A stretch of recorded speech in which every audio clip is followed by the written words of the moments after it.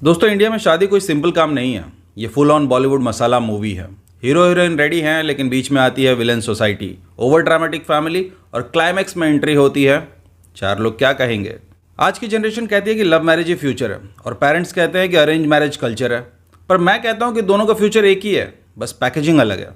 तो आज का गॉसिप ये है कि क्यों इंडिया में अरेंज मैरिजेस आज भी ब्लॉकबस्टर है। डेटिंग ऐप्स की चमक के बावजूद क्यों अरेंज मैरिजेस ऐसे टिके हुए हैं जैसे ठंडी में रजाई, सबसे सेफ ऑप्शन। 2010 के बाद भारत में डेटिंग ऐप्स का ऐसा इन्वेजन हुआ जैसे इंग्लिश मूवीज में डबिंग इन्वेजन। टिंडर, बम्बल, हिंज सब ने भारत में अड्डा जमा लिया। 2023 की एक रिपोर्ट कहती है कि इंडिया में 82 मिलियन लोग डेटिंग ऐप यूज़ कर रहे हैं। इतना ट्रैफिक तो दिल्ली गुड़गांव के टोल पर नहीं मिलता। लोग स्वाइप ऐसे करते हैं जैसे लूडो का पासा फेंक रहे हो। चलो देखते हैं 6 आता है कि 1। अब आप सोचोगे कि लोग अगर इतनी डेटिंग कर रहे हैं तो लव मैरिजेस का ग्राफ तो स्काई हाई होना चाहिए, लेकिन यहाँ पे एक रियलिटी चेक है। सिर्फ 3% मैरिजेस हैं जो लव मैरिज हैं, बाकी अभी भी अरेंज मैरिजेस हैं। यानी कि ऑनलाइन लव स्टोरी शुरू होती है स्वाइप से, लेकिन खत्म होती है शादी.com की प्रोफाइल से। रिपोर्ट्स और सर्वेस का खेल बड़ा इंटरेस्टिंग है। एक सर्वे बताती है कि बैंगलोर डेटिंग कैपिटल है, वहाँ हर कॉर्नर पर लोग बम्बल डेट पर जा रहे हैं। लेकिन वही डेटा ये भी बताता है कि वहाँ पर अरेंज मैरिजेस के प्रपोजल फास्टेस्ट ग्रो कर रहे हैं। मतलब दिन में लड़का लड़की सीसीडी में कैपेचिनो शेयर कर रहे हैं और रात में मम्मी मैट्रिमोनियल ऐप स्क्रॉल कर रही हैं। मतलब लव स्टोरी इंस्टा पे चल रही है और अरेंज स्टोरी मैट्रिमोनियल साइट पे। मतलब ये समझना जरूरी है कि ऐप्स का ये जो शाइनी डेटा है ये सिर्फ बड़े शहरों का है।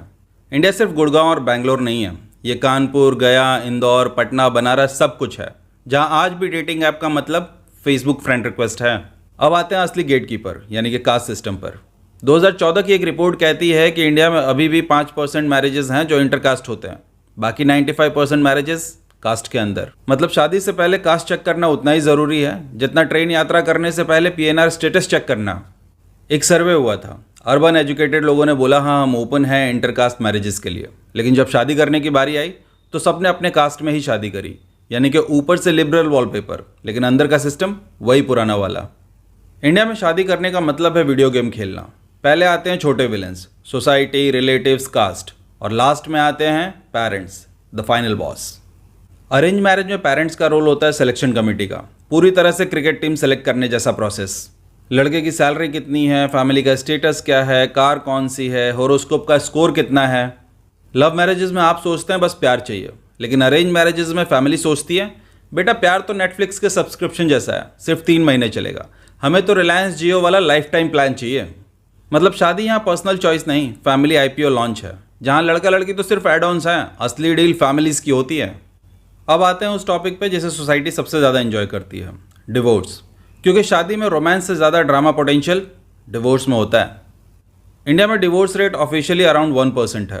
कंपेयर करो US और यूरोप से, वहाँ पे लगभग ये 40 से 50% जाता है। ये सुनकर हम अपनी पीठ थपथपा लेते हैं और कहते हैं कि देखो हमारे कल्चर में वैल्यूज़ हैं इसलिए डिवोर्स कम है। लेकिन सच्चाई थोड़ी स्पाइसी है। लव मैरिजेस में डिवोर्स रेट इंडिया में अरेंज मैरिजेस से कई गुना ज़्यादा है। रीज़न सिंपल है, अगर लव मैरिजेस में रिलेशन काम ना करे तो एग्जिट बटन दबाओ और डायरेक्ट बाहर। जबकि अरेंज मैरिज में यहाँ एग्जिट बटन दबाने से पहले ही पूरी फैमिली की पंचायत बैठ जाती है। हस्बैंड वाइफ लड़ रहे हैं, माँ मीडिएटर, पापा जज, ताऊ डिफेंस लॉयर और बुआ प्रोसिक्यूटर बन जाती है। लिटरली हर इंडियन फैमिली का ड्राइंग रूम एक लोक अदालत है। इसलिए अरेंज मैरिजेस में डिवोर्स रेयर है, क्योंकि वो एक ऐसा सिस्टम है जहाँ एग्जिट बटन दबाने से पहले ही 10 लोग आपका हाथ पकड़ लेते हैं। कभी कभी तो ऐसा लगता है कि अरेंज मैरिज में कपल से ज़्यादा शादी परिवार चला रहा है। जैसे पति पत्नी ने किराने की दुकान खोली, लेकिन रोज हिसाब किताब करने के लिए ताऊ जी चले आते हैं। अब इंटरेस्टिंग साइकोलॉजी देखो। लव मैरिज का एडवांटेज ये है कि यहाँ पे 2 लोग एक दूसरे को पहले से जानते हैं फिर चुनते हैं, लेकिन यही उनका डिसएडवांटेज भी है। क्यों? क्योंकि जब कॉन्फ्लिक्ट आता है तो ब्लेम क्लियर है, तुमने चुना था तुम देखो। डिवोर्स यहाँ पे पर्सनल डिसीजन है, simple, direct, brutal. Arrange marriages का एडवांटेज उल्टा है, वहाँ होता है कि हमने चुना है, तुम मत सोचो, बस निभाओ। और निभाने में पूरी फैमिली का प्रेस्टीज इन्वेस्टेड होता है, और रिजल्ट कपल चाहे कितना भी अनहैप्पी हो, बस डिवोर्स डिले होता रहेगा। यहाँ एक बात ध्यान से सुनो, डिवोर्स कोई गलत चीज़ नहीं है, ये बस एक एग्जिट डोर है, जैसे किसी बिल्डिंग में सेफ्टी डोर होता है।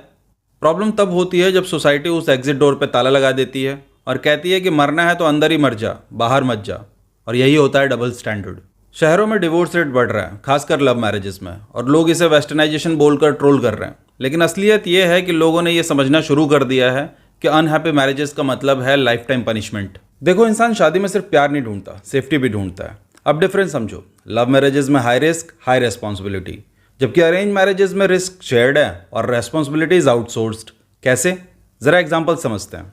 माना आपने लव मैरिज कर ली, अब अगर रिलेशनशिप खराब हुआ, लड़ाई झगड़े बढ़ गए, कंपैटिबिलिटी गायब हो गई, तो सारा ब्लेम आपके सिर पे आ जाता है।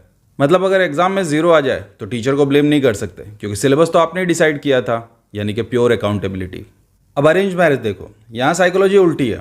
अगर रिश्ता सही चला तो वाह वाह, पेरेंट्स ने क्या सही रिश्ता ढूंढा है। अगर बिगड़ा तो रेडीमेड स्केपगोट है, मम्मी पापा ने ही लड़का या लड़की गलत ढूंढा था, इसमें मेरी क्या गलती है। यानी कि अगर एग्जाम में 0 आ जाए तो तुरंत बोल सकते हो कि मास्टर जी ने पढ़ाया ही नहीं था। और यही है अरेंज मैरिजेस का असली चार्म, रिस्पॉन्सिबिलिटीज कम और ब्लेम गेम ईजी। साइकोलॉजी के हिसाब से इसे कहते हैं सेफ्टी नेट बायस, यानी कि इंसान नेचुरली ऐसा ऑप्शन चूज करता है कि फेल्योर का पूरा भार खुद पर ना आए। प्योर लव मैरिज एक तरह से स्टार्टअप है, खुद का आइडिया चुना, खुद इन्वेस्ट किया, खुद मेहनत की, प्रॉफिट भी आपका, लॉस भी आपका। जबकि अरेंज मैरिजेस ऐसे हैं जैसे फैमिली बिजनेस, इन्वेस्टमेंट पेरेंट्स के, कॉन्टेक्ट्स पेरेंट्स के, रिस्क शेयर्ड है और आप बस मैनेजर बन के एंट्री ले लेते हो। साइकोलॉजी कहती है कि इंसान हमेशा ऐसे ऑप्शन की तरफ झुकता है जहां पर रिस्क डिवाइडेड हो और ब्लेम ट्रांसफरेबल हो।